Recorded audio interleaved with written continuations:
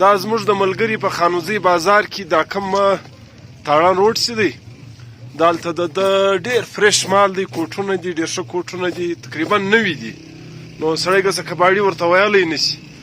دا د محترم جناب زموږ ډېر قدرمن اکاني صاحب مفتي اکاني صاحب پر لاره دی، د ده له دغه سره نږدې دی، د اقرا سکول ته مخامخ. نو په دغه کې دا څنګه کوټونه در سره دي؟ ته ستړی مه شي. ښه یې صحت برابر دی. ښه دا خو بالکل نوی معلومیږي. دا یو څه نه دی، کمپنۍ ریجکټ کړي. ډبل ډیزاین پر وراسي دی دا وایي لکه هغه د کټ پرایس ګوټونه چې کمپنۍ ریجکټ کړي یې نه وي. مازې یو کوچنی ټکنیکل یا مسله یې لا ډېر دغه نه برابر کړي. په دغه کې مسله دی وي بالکل نشته. دا بالکل هر څوک اخیستی شي. د دغه ریټونه څنګه دي؟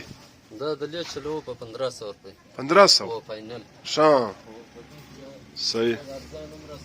او دا فرش مال دغه دی. صحیح. او صحیح. دا د لیډیز د اکثریت. ښه مردانه فرش هم شته، د کوچنیانو غم شته.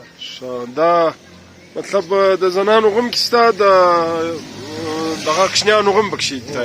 مردانه هم پکښې دي. دا د سپورټ سفران دي، دا اوس شپو کې خلک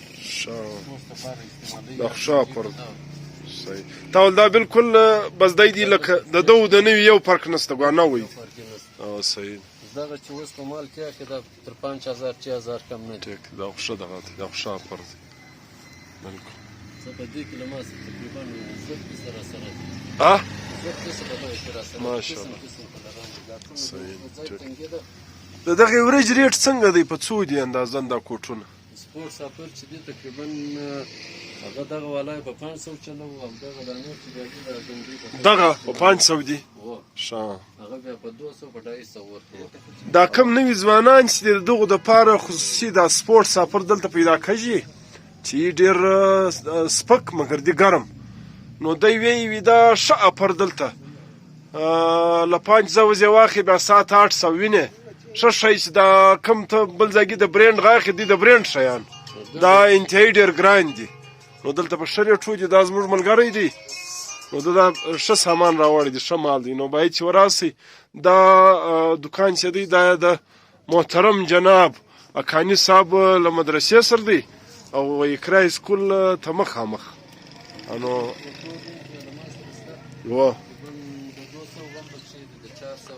صحیح. 3000 روپۍ پورې کوټونه راسره دي. ټیک مختلف کمپنیانو دي او مختلف ډیزاینونو کې.